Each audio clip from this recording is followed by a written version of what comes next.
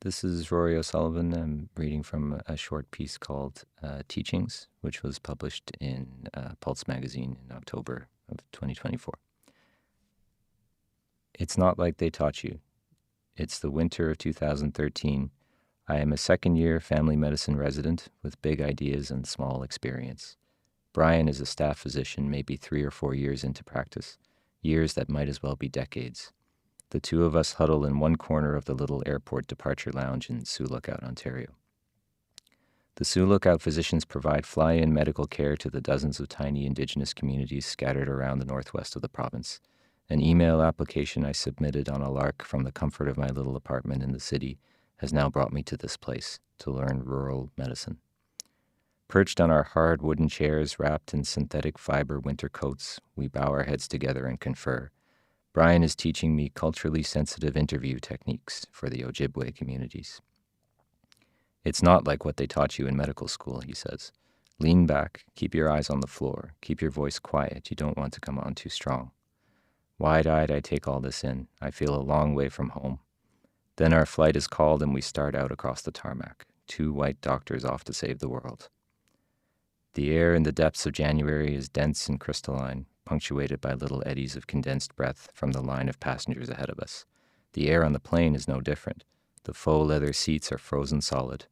The pilots, several years younger than me, exude a questionable bravado. A merciless winter sun has started its march upward, and the little beach plane pops and sputters its way into flawless azure sky. The engine rattle makes further conversation impossible, and I turn my attention to the streaky window, watching miles of forest and lake pass beneath us. Northwestern Ontario stretching in every direction. In my mind's eye, I see us hurtling across the provincial map in that empty upper left corner that seems tacked on as an afterthought, now overwhelming in its scale.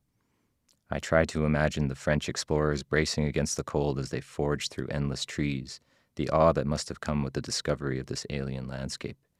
And then my thoughts turn to the people who were already here, the people who felt woven into the seasons, those who had made their home in a societal hourglass that had suddenly tipped, not yet aware that with the first flush of these strange new visitors, their time might be running out. It's not like they taught you.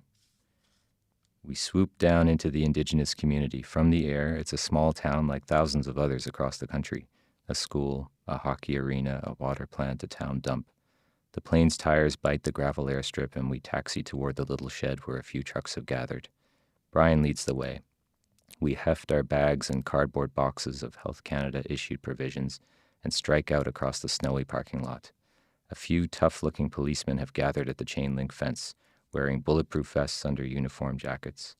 They wave people over, rifle through luggage, open up cases of baby diapers. Brian follows my inquisitive stare. Looking for liquor and drugs, he explains.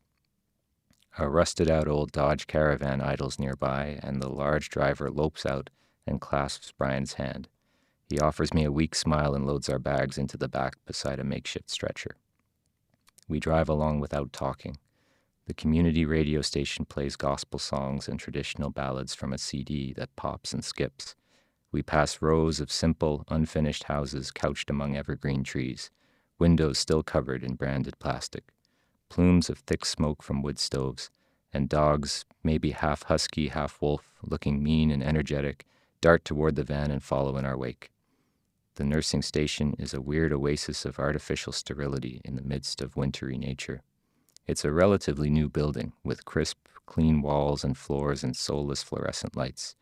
Plastic chairs, cheerful primary-colored posters on every wall. Don't drink in pregnancy.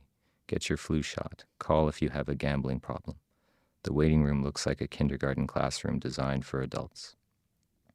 Our apartment, located down a long hallway at the back of the nursing station, resembles a basement bunker kitted out for the apocalypse. I take a blanket and a pillow from an overflowing cupboard, then claim a bunk in the back room. Brian sets about microwaving mini pizzas. A northern tradition, he says, without a trace of irony.